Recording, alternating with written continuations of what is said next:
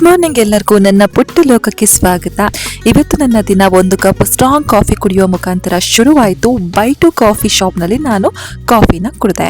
ಇದಾದ್ಮೇಲೆ ನನ್ನ ಪಯಣ ಶುರುವಾಗಿತ್ತು ನಮ್ಮ ಪಾರ್ಕ್ ಹತ್ರ. ಇವತ್ತು ಯಾವುದೇ ವರ್ಕೌಟ್ ಮಾಡಿಲ್ಲ, ಗಂಟ್ಲು ನೋವು ಹಾಗೇನೆ ಮೈಕೈ ನೋವಿತ್ತು, ಹಾಗಾಗಿ ಜಸ್ಟ್ 10 ರೌಂಡ್ ವಾಕಿಂಗ್ ಹಾಗೇನೆ ಧ್ಯಾನ ಮಾಡಿದೆ ಅಷ್ಟೇ. ಪಿ ಜಿಗೆ ಬಂದು ಹಾಲು ಕುಡಿದು ಉಪ್ಪಿಟ್ಟು ತಿಂದು ಸೀದಾ ಆಫೀಸ್ ಕಡೆಗೆ ಹೊರಟು. ಫಸ್ಟ್ ನನಗೆ ಗಂಟ್ಲು ನೋವು ಅಂದ್ಬಿಟ್ಟು ಸ್ಟೆಪ್ಸಿಲ್ ಹಾಗೇನೆ ಗಂಟ್ಲು ನೋವಿನ ಮಾತ್ರೆ ತಗೊಂಡು ಹೋದೆ.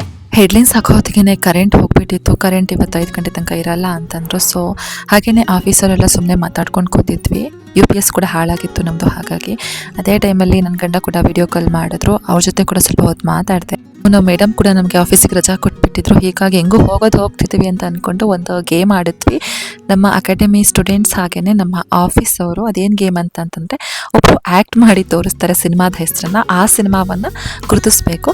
2 ತಂಡ ಮಾಡಿಕೊಂಡು ನಾವು ಈ ಗೇಮ್ನ ಆಡಿದ್ವಿ. ಸಿಕ್ಕಾಪಟ್ಟೆ ಫನ್ ಇತ್ತು ಮಾತ್ರ. ಇದಾದ್ಮೇಲೆ ನಾನು ಹಾಗೆ ನೇಹ ಅವರು ಸ್ಕೂಟಿ ಹತ್ಕೊಂಡು ಭಾಷಂ ಸರ್ಕಲ್ ಹತ್ರ ಹೊರಟ್ವಿ. ಸ್ವಲ್ಪ ಬುಕ್ಸ್ಗಳು ಬೇಕಿತ್ತು, ಸರ್ಟಿಫಿಕೇಟ್ ಇದನ್ನ ಸ್ಟೂಡೆಂಟ್ಸ್ಗಳಿಗೆ ಕೊಡೋದಕ್ಕೆ. ಅಲ್ಲಿಂದ ಬರ್ತಾ ನಮ್ ಕಣ್ಣು ಹೋಗಿದ್ದೆ ಜಂಕ್ ಫುಡ್ ಹತ್ರ. ಸೊ ಶಾಪ್ಗೆ ಹೋಗ್ಬಿಟ್ಟು ಫ್ರೆಂಚ್ ಫ್ರೈಸ್, ಸ್ಯಾಂಡ್ವಿಚ್ ಹಾಗೇನೆ ಸ್ಟ್ರಾಬೆರಿ ಜ್ಯೂಸ್ ಎಲ್ಲ ಕುಡ್ಕೊಂಡು ಬಂದ್ವಿ. ಇಲ್ಲಿ ನೋಡಿ ಎಷ್ಟು ಚಂದ ಇದೆ ಈ ಡಿಸೈನ್ಗಳು, ಯುನೀಕ್ ಆಗಿ ಸಖತ್ ಡಿಫ್ರೆಂಟ್ ಆಗಿದೆ.